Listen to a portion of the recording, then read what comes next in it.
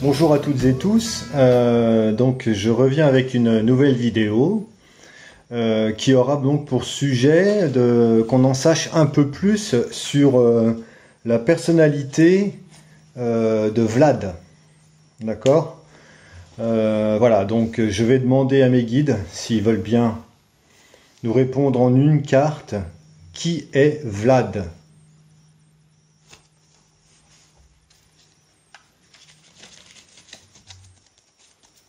On va essayer de savoir, de découvrir sur quelle fréquence il vibre. Hein, parce que il est tellement décrié, tellement malmené par qui on sait que ça m'est venu spontanément. Et j'aimerais savoir ce qu'en pensent les guides, quel message ils ont à nous transmettre sur la personnalité de cet homme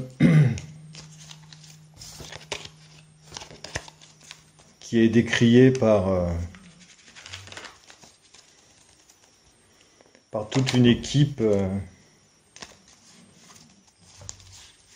qui essaye de le déstabiliser et de le discréditer aux yeux de celles et ceux qui veulent bien l'entendre en fait.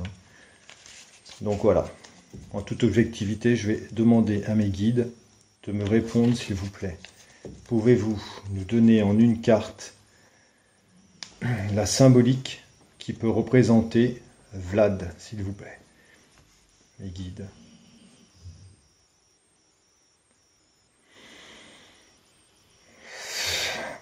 Pouvez-vous nous donner en une carte, s'il vous plaît, la lecture de la personnalité de Vlad, s'il vous plaît. Merci.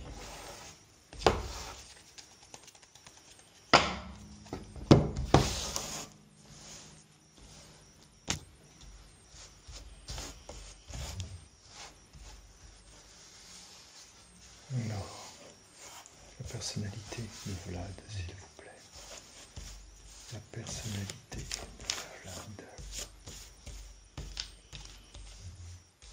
Celle-ci.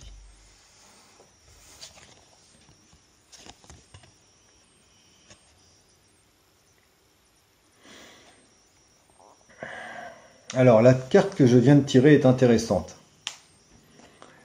Je demande quelle est la personnalité de Vlad, n'est-ce pas? Et je tire l'achèvement.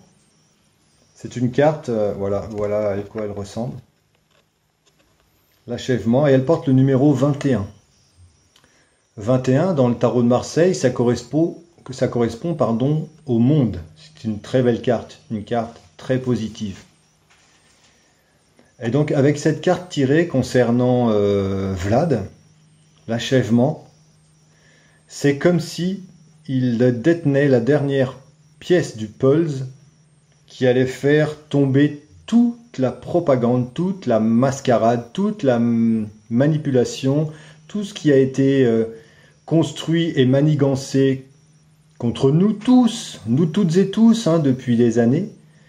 C'est comme si là, en fait, on avait la main de Vlad qui venait poser la dernière partie du puzzle qui manquait pour nous montrer le vrai visage, en fait, de la situation et de ce qui s'est passé.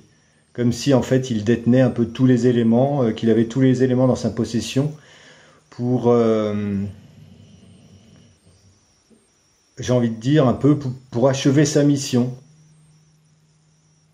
Voilà. Le puzzle, vous savez, enfin, si vous en avez déjà fait, je pense que oui, il faut une certaine patience pour achever un puzzle. On y revient plusieurs fois, plusieurs jours, par mois, suivant le nombre de pièces à compléter. Et là, l'achèvement, ça me parle, oui, de patience. Quelqu'un qui a énormément de patience, qui a pris le temps alors tranquillement, c'est pas le bon terme, mais qui a pris le temps de construire pièce par pièce les preuves, d'accumuler des preuves et d'assembler ce personnage qui vient nous délivrer la vérité et de constituer en fait quelque chose d'inébranlable qui va venir bousculer toutes les évidences et remettre à leur place les malfaisants, j'ai envie de dire quelque part. Hein. Une fois que le puzzle est achevé, on voit, on lit, on comprend, c'est sous nos yeux, on ne peut plus le nier. Hein. Et donc, il n'est pas super franc, mais on peut voir que le personnage, alors je vérifie, oui, quand même, le personnage a un léger sourire, hein, donc c'est pas la joie non plus, parce qu'il a dû passer par des phases compliquées, et il passe encore, je pense, par des phases compliquées. Il a l'air calme et confiant. On voit qu'il a pris son temps, que tout s'est fait dans la lenteur et dans le juste, on a eu pris le temps d'accumuler les preuves en fait. Hein, voilà. Et puis une fois que la dernière pièce est prête à être posée, ben on va afficher le puzzle au monde en fait. C'est ce qui me vient là spontanément. Donc c'est comme si en fait cette personnalité avait un rôle clé concernant un peu tous les peuples. Hein, c'est lui qui n'a pas voulu jouer au jeu, qui s'est opposé à la doxa, hein, vient là gentiment remettre les choses en ordre et dire bah non, en fait voilà ce qui s'est passé, hein, voilà comment ils ont œuvré, voilà la manipulation qui a été orchestrée. Et en fait, en pesant sa dernière pièce, le monde entier va ouvrir les yeux. Et la sérénité qu'on peut lire sur le visage, le calme qu'on peut lire sur le visage, je trouve ressemble assez à celui que ce monsieur nous projette en fait, hein, qui est loin d'être quelqu'un de froid, mais je pense que c'est quelqu'un qui est ancré dans sa mission pour le coup, et qui est, comme il y a du bleu et du blanc, vous voyez, c'est quelque chose qui... C'est un peu comme si ça venait du ciel, du divin, sa mission, quelque part à quelque chose peut-être en reliance directe avec le divin. Voilà, donc voilà mon ressenti. Alors je vais regarder ce que le tarot Zen nous dit directement concernant cette carte. Alors, qu'est-ce que ça nous dit ? Donc c'est le 21. Donc l'achèvement. Le chemin typique du zen est de ne pas exprimer complètement les choses.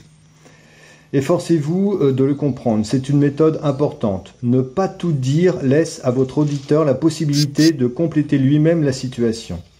Une réponse n'est jamais absolue. Le maître ne fait qu'indiquer une direction. Au moment où vous atteindrez la limite, vous serez ce qui subsiste.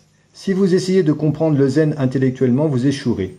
Le zen ne consiste pas à recevoir une réponse à une question, mais à comprendre beaucoup plus. Le zen vous montre la réalité. Votre nature du Bouddha n'est pas un état lointain. Votre conscience même est cette nature.